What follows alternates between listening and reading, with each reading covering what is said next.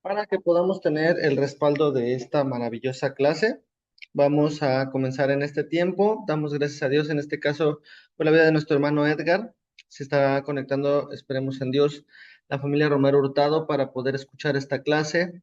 Estamos prácticamente ya cerrando lo que es este semestre de la facultad, el cuarto semestre, en el cual podemos ver en la parte anterior, en la cual pudimos estar viendo todo aquello que estábamos dando las clases pasadas. De hecho, estábamos terminando lo que era la regla tercera en cómo seleccionamos y delimitamos el texto. Y hoy vamos a retomar esta parte que estábamos estudiando, entendiendo qué es el contexto, ya prácticamente cerrando lo que es la explicación de la regla tercera, que en este caso es utilizar las palabras en el sentido que indica el contexto. Pero sobre todo para poder entender qué es el contexto, vamos a ver la clase del día de hoy. Para terminar lo que es la explicación de la regla tercera, nos vamos con la regla cuarta y la introducción de la regla quinta para poder ya avanzar un poquito más con la explicación de esta clase y de este semestre. Así que comenzaremos orando, presentando delante de nuestro Dios este tiempo, y les pido por favor a todos aquellos que nos están viendo también en YouTube que puedan acompañarnos a orar, al igual que nuestro hermano Edgar, para presentar esta clase delante de nuestro Dios, y que no sea un hombre enseñando, sino sea el precioso y maravilloso Espíritu Santo diciéndonos lo que tenemos que ver, hacer, y que pueda abrir nuestro entendimiento el día de hoy. Mi Señor Jesús, te damos gracias, Padre Espíritu Santo, te agradecemos porque nos permites estar delante de tu presencia, sabiendo que la mejor decisión que podemos tomar es estar delante de ti, Señor, delante de tu presencia, buscando que en todo tiempo podamos honrarte y glorificarte por todo lo que hacemos, Dios. Te queremos agradecer, Señor, porque nos permites estar conectados, porque podemos escuchar tu palabra, porque podemos aprender más de ti, Señor, en cada tiempo, en cada momento que podamos tener en esta vida. Queremos agradecerte por tu fidelidad, queremos agradecerte por todo lo que nos das, y queremos el día de hoy que tú nos llenes de tu Espíritu Santo, que puedas abrir nuestro entendimiento, nuestra capacidad de dejar cada cosa en su lugar, en nuestra mente, en nuestro corazón, en nuestra alma. Queremos depositar en nuestras vidas todo lo precioso y maravilloso que has dejado, Señor. Queremos que hoy nos confirmes nuevamente qué significa el contexto, que nos puedas dejar marcado lo que es la regla cuarta en nuestro corazón, para que después, introduciendo la regla quinta, podamos estar confiados de que todo lo que nos das sea para poder no solamente aprenderlo, sino poder ponerlo en práctica, para que así sea un alimento integral, un alimento que te agrade, un alimento que podamos recibirlo con la mejor disposición de saber que nos estamos preparando para poder entenderte a ti, no para poder entender a un hombre, sino para poder entenderte a ti. Como siempre, yo me hago a un lado para que tú seas dando la clase, Espíritu Santo, y quiero ser como mi hermano Edgar, como todos aquellos que nos ven en YouTube, ser un alumno más para poder escuchar qué tienes de riqueza espiritual para nosotros. Te queremos agradecer por todo, bendecir tu santo nombre y decirte gracias por permitirnos estar conectados en la clase. Te agradecemos en el nombre de Cristo Jesús. Amén y amén. Y ahora sí, nos vamos a ir directamente con esta parte, con la pregunta, ¿qué es el contexto? En este caso, para poder explicar y continuar con lo que es la regla tercera, vamos a ver que deriva el contexto, la palabra contexto deriva del latín cum, que indica la idea de asociación o de compañía, y textum, que significa tejido o trama.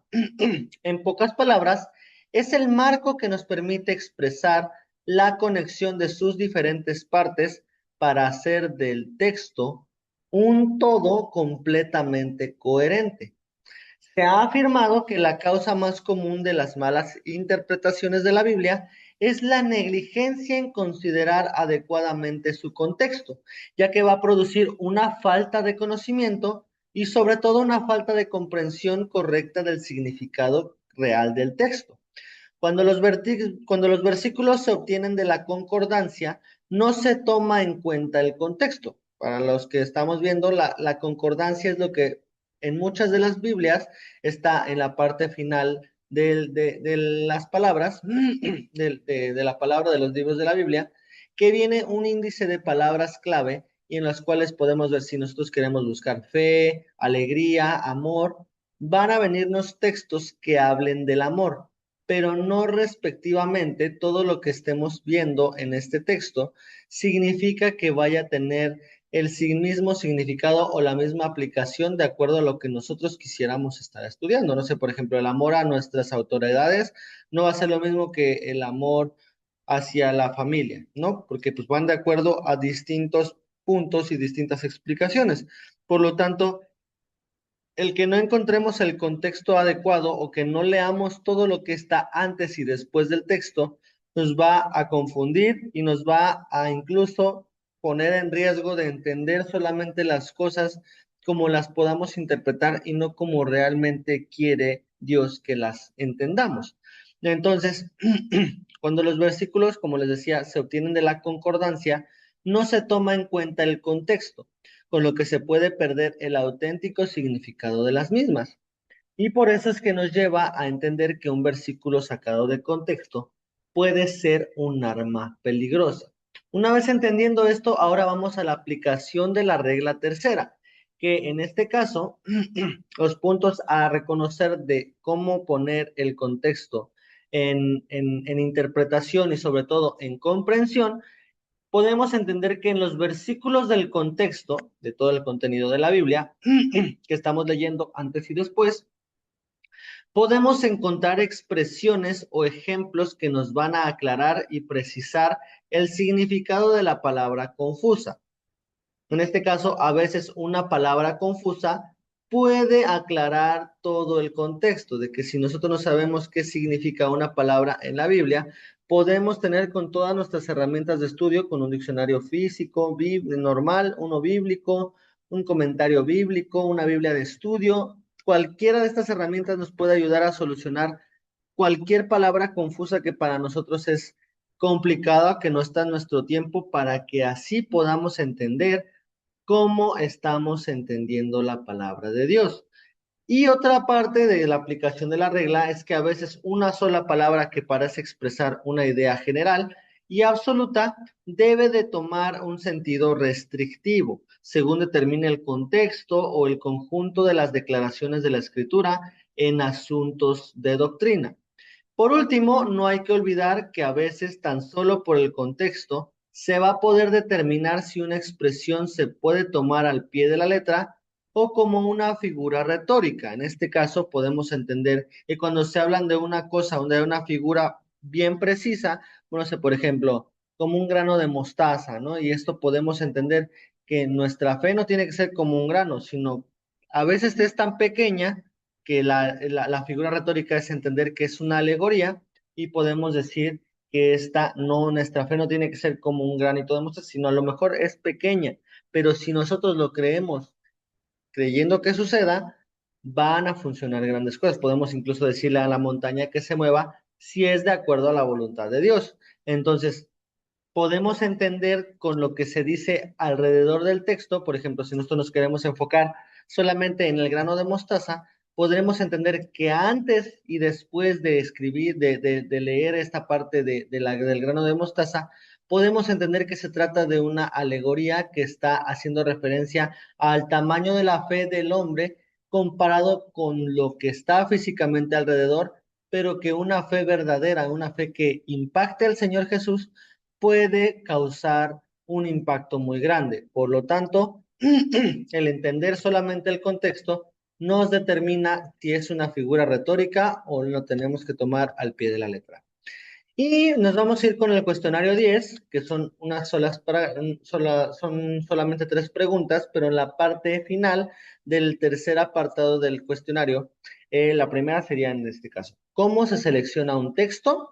¿Cuáles son los pasos para delimitar un texto? Y la más importante que cuenta mucho para este cuestionario es aplicar la selección y la delimitación de un texto que hable sobre la omnipotencia de Dios, que debe contener versículo, explicación y aplicación de la regla, herramientas de estudio utilizadas, ya sea un diccionario, Biblia de estudio, lo que tengan, y una conclusión en sus propias palabras. En este caso, hablar de la omnipotencia de Dios es, por ejemplo, no sé, hablar de que Él creó los cielos y la tierra, de que Él pudo librar abriendo el mar al pueblo de Israel por medio de Moisés, no sé, algo que hable acerca de lo poderoso que es. No restrictivamente tendríamos que decir que diga el texto, eres Dios omnipotente, porque en muy pocos versículos habla sobre esto, pero sí que hablemos sobre lo poderoso que es Dios para hacer milagros. No sé, por ejemplo, con Jesús, la omnipotencia de Dios es que pues, pudo resucitar a Lázaro, pudo al que tenía la mano seca, le pudo dar vida. Todos estos textos y versículos podríamos tomarlos en cuenta que hablen de la omnipotencia de Dios. Incluso el rey David escribió en el texto de Salmos, en los textos de Salmos, qué poderoso era Dios para decir, no sé, por ejemplo, también que Jehová es nuestro pastor y que nada nos va a faltar. Al hablar de que nada nos falte, estamos hablando de que es una omnipotencia de Dios. No sé, también el Salmo 91, cualquier texto que hable sobre la omnipotencia de Dios debe de contener estos 4 puntos y este sería el cuestionario número 10. Ahora nos vamos directamente con el poder entender cuál es la siguiente regla de la hermenéutica que vamos a estar estudiando el día de hoy. Vamos a seguir compartiendo video y ahora sí nos vamos directamente a la regla cuarta que tiene como un título, en este caso vamos a ir más adelante. Perfecto. Vamos a ver la regla cuarta que tiene como título tomar en consideración el objeto o designio del libro o pasaje. En este caso, vamos a aprender lo que significa esta regla.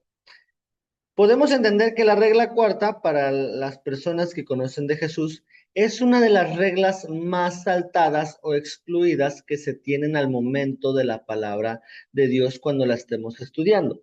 Cuando nosotros leamos la escritura, la mayor parte de las veces lo vamos a hacer de manera aislada. ¿Por qué? Porque no tenemos un orden fijo de cómo estar aprendiendo a leerla, a entenderla, pero en hermenéutica sí lo hemos hecho.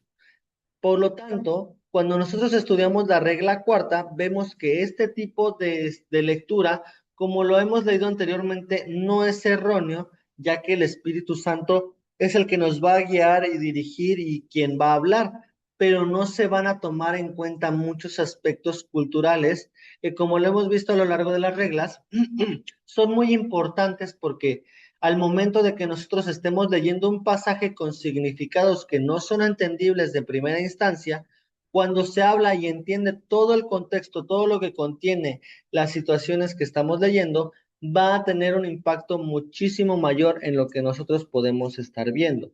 Por eso es que la escritura, de una forma correcta y establecida en una lectura, no sé, por ejemplo, para poder comenzar la Biblia a leerla y entenderla de una mejor manera, podríamos comenzar por los evangelios o podemos comenzar desde el Génesis, ¿no? Para poder entender desde un inicio cómo funcionan las cosas que están escritas en la palabra de Dios y que no se nos pierda ningún detalle. Por lo tanto, para la regla cuarta, sí es necesario tomar en consideración el objeto o el designio del libro o pasaje en el que se encuentran las palabras o las expresiones que son difíciles de entender, para poder así tener un entendimiento integral. Con esta regla ya no solo debemos considerar el contexto, sino todo lo que abarca la situación, el tiempo, etcétera. Esta regla es la aplicación de todas las reglas anteriores con un panorama mayor por si las anteriores no nos dan el suficiente resplandor cuando ni el sentido ordinario, que es la regla primera, ni el conjunto de la frase, que es la segunda, ni el contexto, que es la tercera, pueden remover la dificultad y disipar la duda, podemos ahí entrar a complementar el estudio con algo más, que en este caso es la regla cuarta. Lo que decía anteriormente de que es de las más saltadas es porque muchas de las veces que podemos nosotros ver y leer es que en todo tiempo podamos ver que el contexto, ni el sentido de la frase, ni el sentido ordinario van a poder explicar estas cosas. Por eso es que ahora el entendimiento de la regla cuarta podemos ver que se va a complementar con el estudiar el propósito del libro o del pasaje. Para esto, nosotros debemos de hacernos una pregunta. ¿Cómo puedo adquirir la comprensión del propósito o de cierto pasaje? Esto va a ser sencillo. Cuando nosotros estudiamos y analizamos las situaciones que no están explícitamente precisas o visibles en un libro. Por eso es que es importante tomar en cuenta en qué ocasión, con qué motivo y a qué personas fue escrito originalmente para poder interpretar el texto que leemos. Un ejemplo de identificar un designio puede ser en el libro de Hechos, el cual tiene como un propósito el conocer la relación del inicio de la historia de la iglesia y que es continuación de la historia plasmada en los evangelios. El libro de los Hechos nos permite tener justamente esta explicación para que nosotros podamos entender por qué empezó la primera iglesia de una forma tan fuerte, porque se apoyaban unos con otros. Y esto es la forma en la cual podríamos entenderlo si a lo mejor en el sentido usual y ordinario no funciona, si a lo mejor en una frase que decía, no sé, los apóstoles cuando hablaba Esteban, cuando pasaban muchísimas cosas, e incluso en el contexto, ¿no? Cuando predicó a 3,000 personas Pedro, tal vez no nos queda claro del porqué de algunas cosas.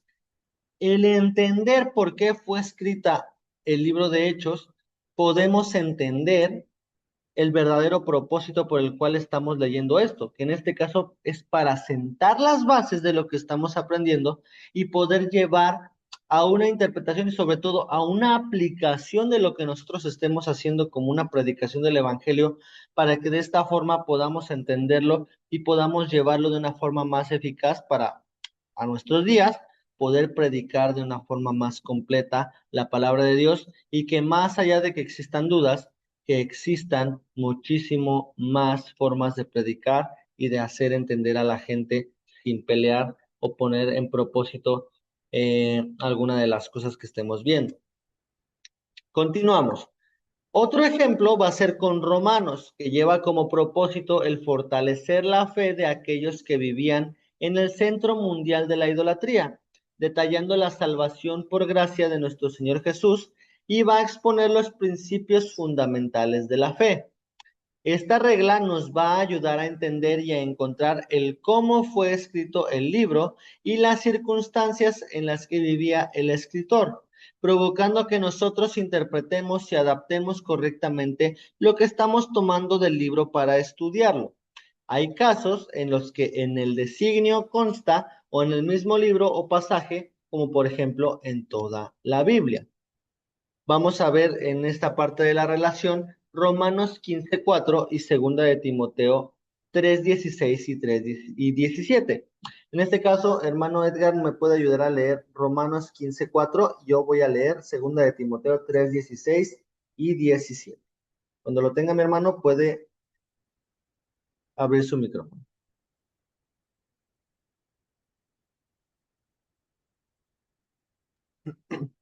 Sí, Romanos 15:4.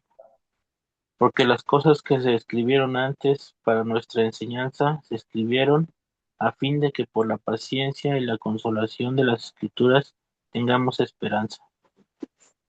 Amén. Muchísimas gracias, hermano. Y esto podemos entender que justamente para eso podemos tener la palabra de Dios, para obtener consuelo, para obtener toda la palabra, todos los recursos que podemos tener para que esta explicación sea entendible y sobre todo sea vivida por nosotros.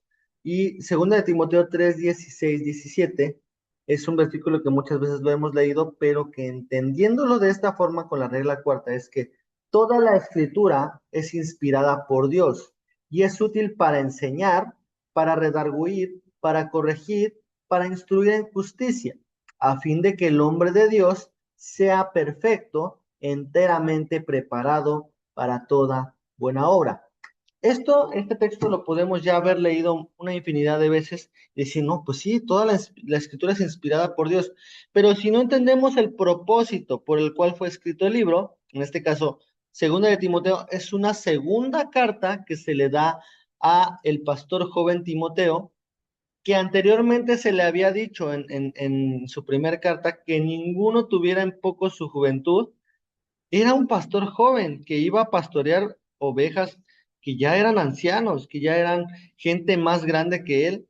Entonces, la palabra o esta carta fue enviada a Timoteo para que él entendiera esta parte de que si él tenía la escritura, si él tenía la doctrina, si él tenía el evangelio, Dios lo iba a enseñar a Timoteo a enseñar a la gente, a redarguir a la gente, a corregir a la gente, que no iba a ser tan fácil, para instruir en justicia a alguien.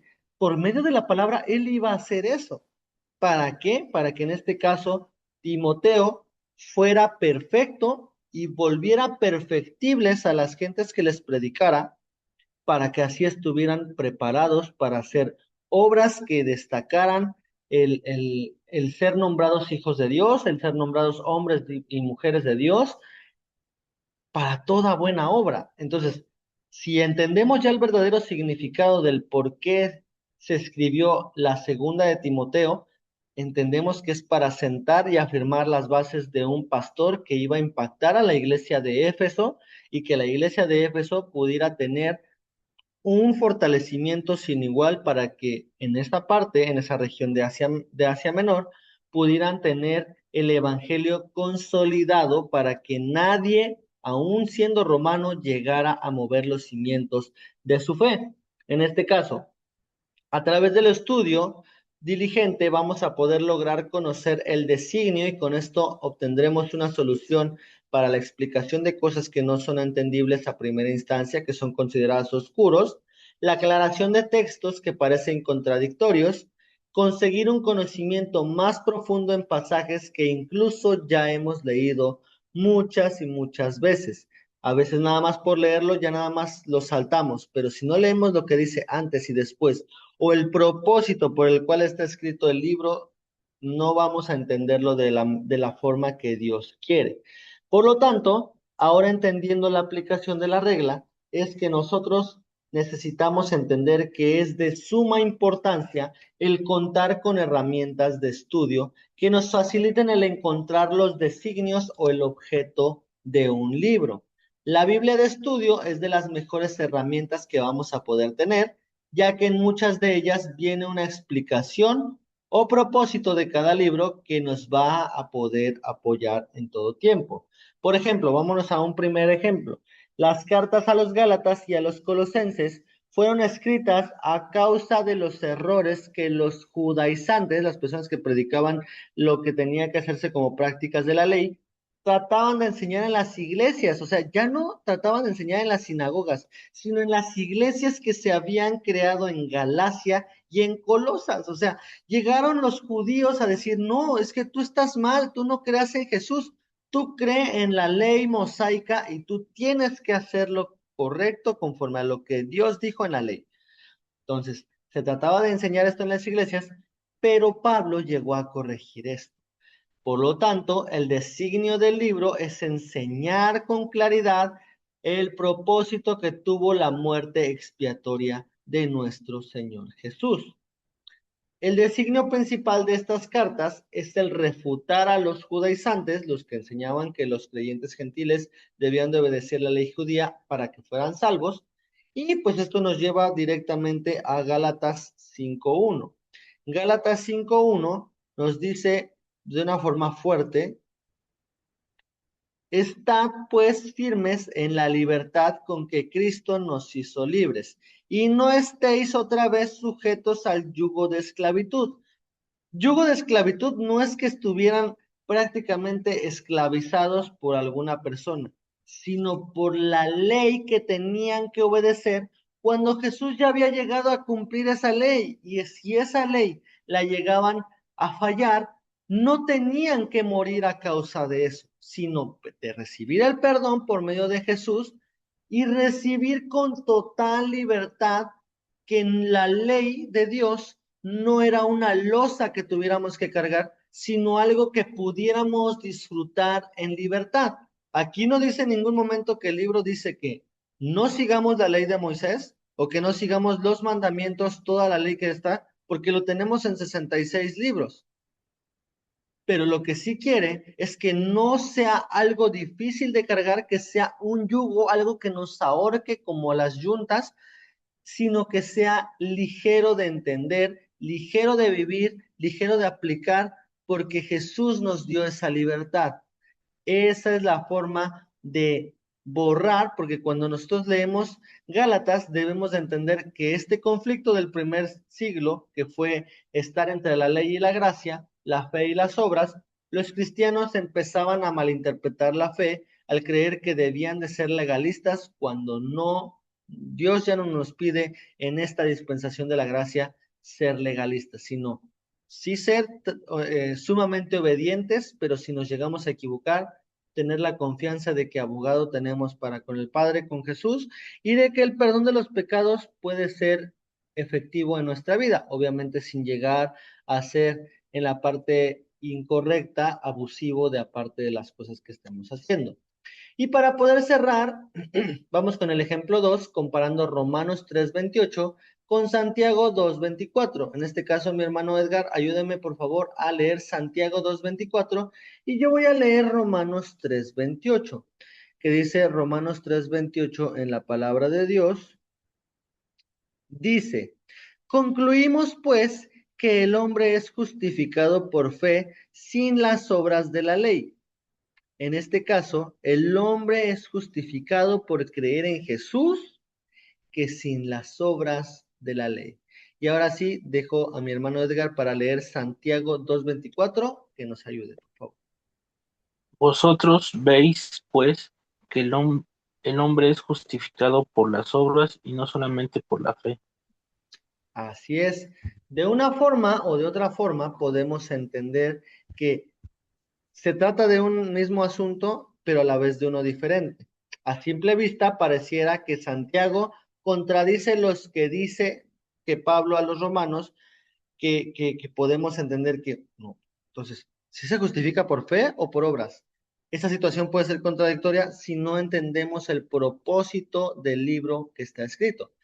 Debemos de entender la situación en las que se escribieron las cartas para saber que no se van a contradecir. Pablo en el libro de Romanos estaba combatiendo a los que creían que por hacer las obras de la ley mosaica como medio de justificación serían salvos. Santiago, por lo contrario, en su carta combate el error de unos desordenados que solamente se contentaban con creer con una fe imaginaria que no tenía vida, descuidando o rechazando las buenas obras. Pablo atacaba una cosa, Santiago atacaba otra.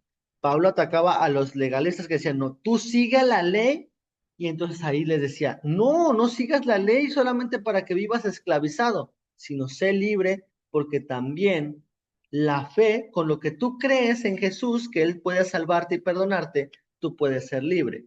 Y Santiago atacaba a aquellos que decían, no, pues yo para qué voy a seguir la ley de Moisés o seguir los mandamientos, si yo ya soy salvo por gracia. La gracia me da la libertad de hacer lo que yo quiera cuando era totalmente contradictorio. ¿Por qué? Porque decía, sí, tú eres libre, pero tus obras van a determinar si realmente tú eres libre o no eres libre. Con tus actos, con tus consecuencias, con tu ejemplo, tú vas a saber si eres salvo o no eres salvo.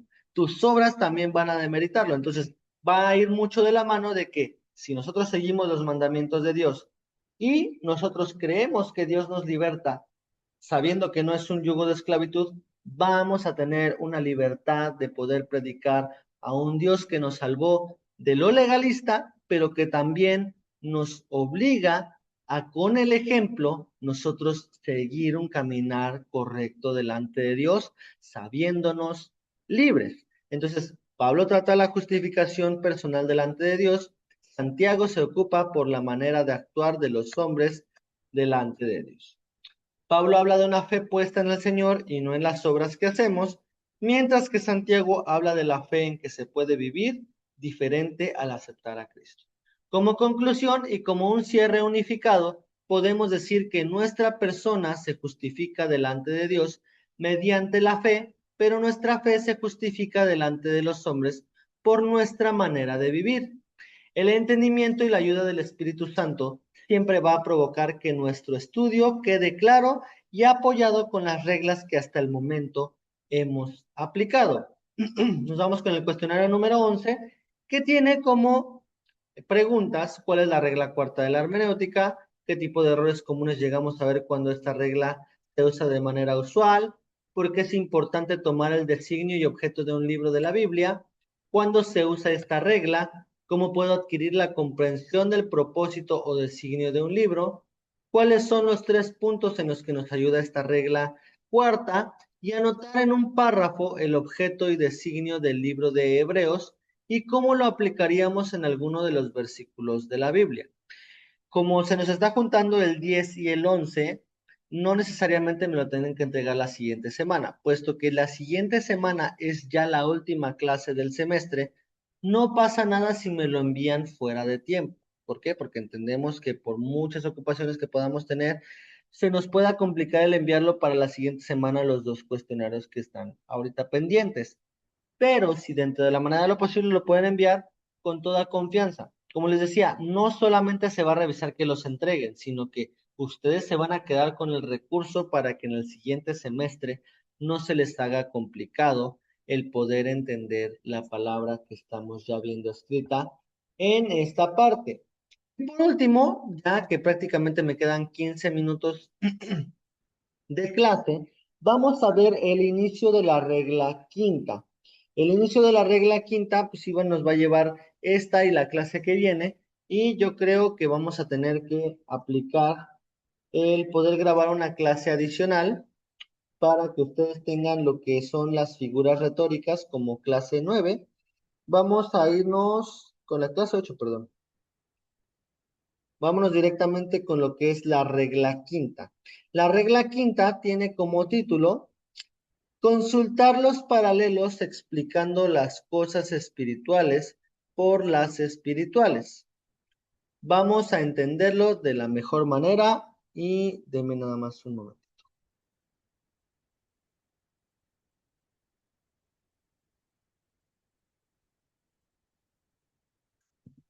Listo. La regla quinta es una regla que es considerada esencial para explicar lo que viene de Dios, usando únicamente la Biblia como el único sustento válido para poder corroborar esta regla. Para esto vamos a leer Primera de Corintios 2:13, que dice, Primera de Corintios 2:13, la palabra de Dios dice: lo cual también hablamos, no con palabras enseñadas por sabiduría humana, sino con las que enseña el Espíritu, acomodando lo espiritual a lo espiritual. En este caso, en esta regla se va a utilizar mucho la exégesis intrabíblica, ya que debemos explicar la Biblia con la propia Biblia. Debemos de entender que justamente la exégesis es justamente explicar la Biblia con la propia Biblia. De la misma forma, paralelo, que es lo que contiene la regla quinta, significa que dos o más líneas o superficies que mantienen la misma distancia entre sí estén con una distancia en todos sus puntos, pero a la vez no sea ajena a lo que se está leyendo. Entonces, vamos a continuar entendiendo que por pasajes paralelos vamos a entender aquí 3 formas. Los que hacen referencia el uno del otro, que en este caso va a ser Hebreos 10, 37 y 38, con Habacuc 2 del 3 al 4. De la misma forma, el otro ejemplo, según Primera de Pedro 2:3, Salmos 34:8 y Primera de Pedro 2:22 con Isaías 53:9. En este caso, para el día de hoy, hacer un poquito más efectivo, solamente vamos a hacer referencia a Hebreos 10, 37 y 38 con Habacuc 2 del 3 al 4. Mi hermano Edgar me puede ayudar a leer Hebreos 10, 37 y 38 y yo le ayudo a leer Habacuc 2 del 3 al 4. Cuando lo tenga, ya sabe, puede abrir su micrófono para poder leer este versículo.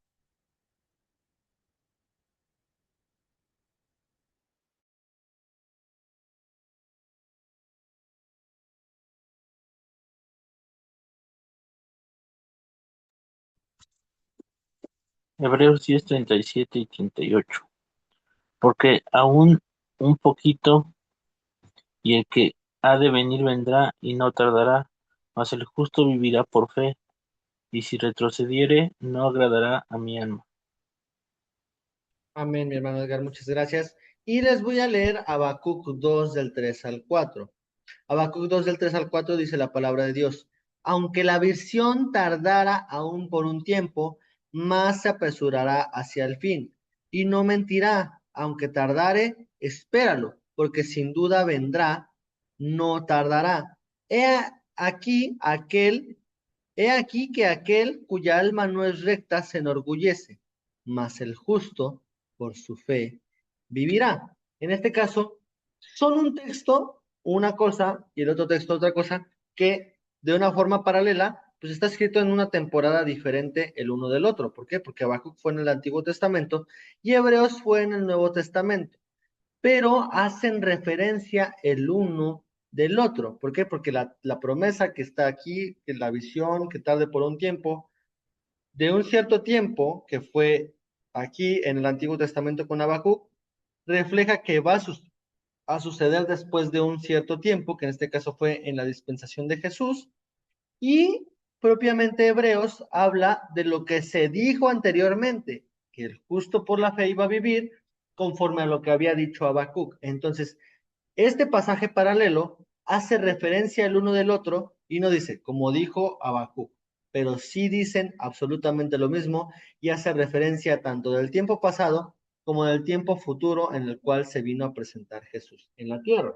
Entonces, continuando con esta parte, vamos a ver el siguiente pasaje paralelo que es los que tienen entre sí alguna relación. Para esto vamos a leer, yo les voy a leer Santiago 5:14 con Marcos 6:13. En este caso, mi hermano Edgar, ayúdeme a leer Marcos 6:13 y yo voy a leer Santiago 5:14. Santiago 5:14 dice la palabra de Dios. ¿Está alguno enfermo entre vosotros?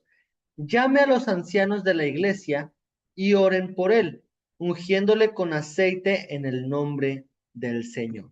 ¿Y qué dice Marcos 6:13, mi hermano Edgar? ¿Puede ayudarnos a leer? Y echaban fuera muchos demonios y ungían con aceite a muchos enfermos y los sanaban. Amén, muchas gracias. Entonces aquí podemos entender que no se hacían referencia el uno del otro, pero sí hablan y tienen una relación en sí. ¿Por qué? Porque se está hablando de unos enfermos y del método por el cual ellos utilizaban para hacer sanidad entre aquellos. Santiago da como la referencia de aquellos que no sabían cómo funcionaban las cosas y dicen, si está alguno de enfermo entre ustedes, llamen a los ancianos de la iglesia, oren por él, ungiéndole con el aceite en el nombre del Señor. No hace referencia que dice, como los primeros apóstoles hagan esto, vayan con los ancianos y únjalos en el nombre del Señor para que ellos sanen. No, tienen alguna relación porque era el mismo método, pero nunca dice que era lo que se decía antes ni lo que se decía después, como en el anterior parte del que se hacen referencia el uno del otro. Entonces, de la misma forma, ¿tienen una relación? Claro. ¿Por qué? Porque se hace el mismo método tanto en Santiago, que es lo que les dice a las personas que están creyendo, son las nuevas creyentes, con lo que en Marcos hacían cuando el maestro estaba en la tierra. ¿Por qué? Porque los mandó de dos en dos y ellos predicaban la palabra y ellos fueron recibidos con el Espíritu Santo para hacer lo mismo que Jesús hacía en la tierra, para poder así de la misma forma llevar un evangelio no solamente de oídas, sino de forma práctica. Y entonces, vamos con el último paralelo que vamos a ver el día de hoy, que habla los que tratan de algún modo o del otro del mismo asunto. En este caso, mi hermano Edgar, ayúdame a leer Apocalipsis 1:7 con Zacarías 12:10. Yo voy a leer Zacarías y hermano Edgar, ayúdeme con Apocalipsis 1:7, por favor. Cuando lo tenga, puede abrir su micrófono.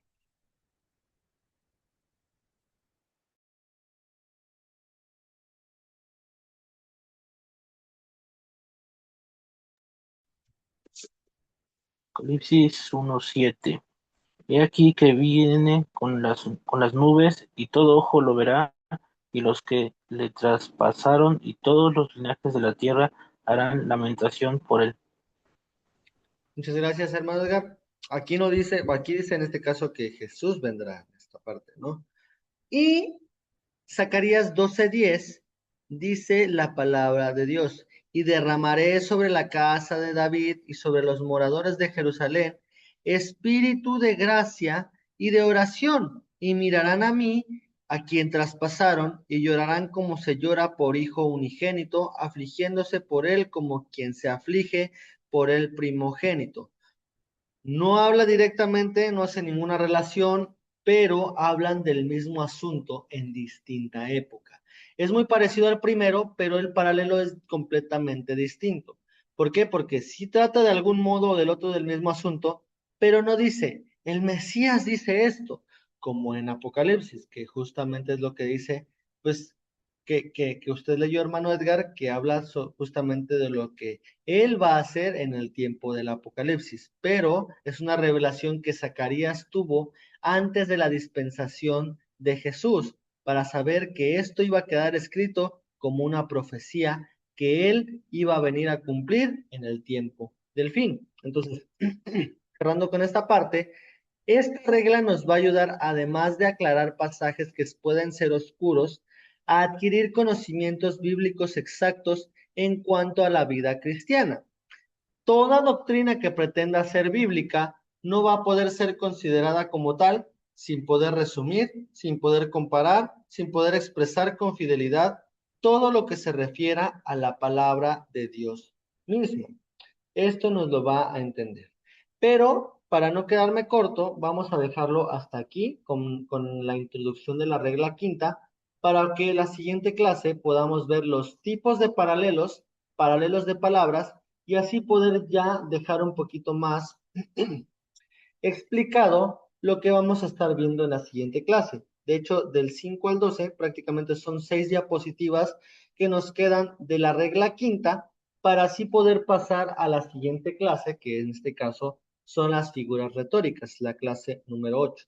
Pero espero que hayan podido tener un avance de lo que ya habíamos visto de la regla tercera, la regla cuarta y la regla quinta, para así poder tener la siguiente clase, que es la clase final, la oportunidad de cerrar nuestro temario. Un poquito a marchas forzadas, que ahí les ofrezco una disculpa en la clase pasada por no haberme conectado ni haber avisado nada, pero tenemos ya por entendido que la siguiente clase es nuestro cierre de semestre. Para que cualquier duda, cualquier situación que tengan, por favor, acérquense conmigo para poder aclarar sus dudas. Y muchas gracias en este caso también a nuestro hermano Edgar por haberme enviado los cuestionarios. Se los estaré yo haciendo una revisión posterior para que así podamos tener todo ya preparado para nuestro siguiente semestre, que ya está prácticamente a unos meses de poder comenzar. Entonces, nos vemos primeramente Dios la siguiente clase, el siguiente sábado ya para poder cerrar semestre, y para mí es un privilegio el poder estar delante de ustedes explicándoles este precioso temario de hermenéutica. Así que nos vemos primeramente Dios la siguiente clase. Dios me lo bendiga, hermano Edgar, y nos estaremos viendo también a los que están en Bye. YouTube viéndonos. Que descansen y que tengan un bendecido fin de semana. Esté muy bien, bendiciones.